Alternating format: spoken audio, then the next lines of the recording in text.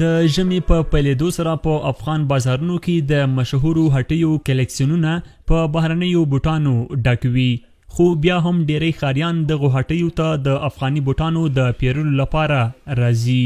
دوی وایي له یوې خوا د خپل هیواد تولید دی او له بلې خوا یې بیه او کیفیت هم ښه دی. هوا یې ښه شوې ده، راغلی یم مبارک سنټر ته تر څو یوه جوړه بوټان واخلم. افغاني بوټان اخلم ځکه کیفیت یې هم ښه دی او هم یې بیه ټیټه ده. هټیوال هم د ښاریانو خبرې تاییدوي. دوی وایي په دې وروستیو کې د افغاني بوټانو کیفیت او بیه ښه او په ډیر ښایسته ډیزاینونو سره جوړیږي او بازار ته عرضه کیږي. الحمدلله نن ورځ نو اساسي افغاني بوټونه او ښه کیفیت هم لري او د ښه کوالټي برخوردار هم دي او فعلا ښه مشتری هم لري. افغاني بوټونه ښه کار هم کوي او فعلا بازار کې چې ډیر موږ څخه وځي خپل افغاني تولیدات هم وځي. د ژمي په راتلو او د هوا په سړېدو سره خلک اړ دي چې د ځان د ګرم ساتلو لپاره ګرم لباسي توکي وکاروي.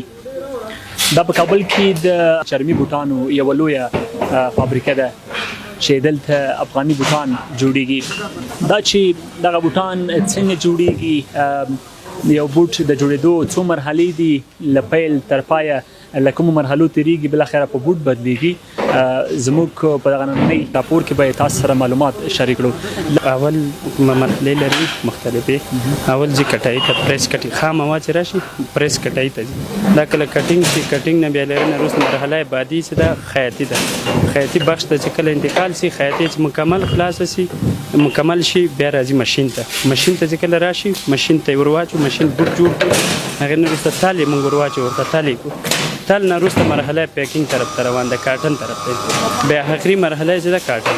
په یاده فابریکه کې د ښځو په ګډون شاوخوا 150 کسان کار کوي او تولیدات یې د هیواد ټولو ولایتونو ته انتقالیږي. د فابریکې مسؤلین زیاتوي که حکومت یې ستونزې هوارې کړي، دوی هڅه کوي چې په یاده فابریکه کې 0 کسانو ته د کار زمینه برابره او خپل تولیدات له هیواد د باندې هم صادر کړي.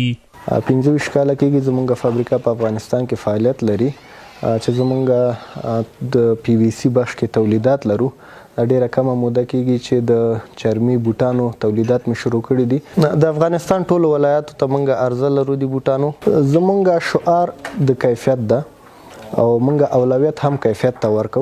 موږ تقریبا 1.5 کس ته فلحال د کار زمینه برابره کړې ده چې دې کې تقریبا 15 کسه زنانه دي او نور نارینه دي. وازینۍ لویه ستونزه چې فلحال د صنعت په برخه کې ده دغه د برق ستونزه ده او بله غټه ستونزه چې ده په بازار کې هغه دا ستونزه ده چې کوم محصولات ورته محصولات چې په افغانستان کې تولیدیږي هغه د بهرنیو هیوادونو یا ګاونډیو هیوادونو نه راځي. دولت داسې پالیسیانې غوره کړي چې هغوی باندې تعرفې لړې کړي تر څو داخل کې صنعت ته وده ورکړي او هغه کوم خام مواد چې د اړتیا وړ ضرورت وړ افغانستان ته راځي هغوی باندې تعرفې کمې کړي.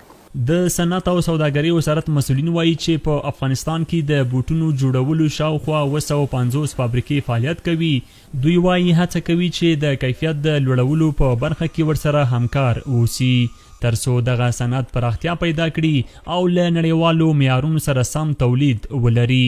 خو له دومره فابریکو سره سره افغانستان د بوټونو د تولید په برخه کې پر ځان نه دی بسیا شوی او لا هم په لوړه پیمانه بهرني بوټان افغانستان ته راواردیږي.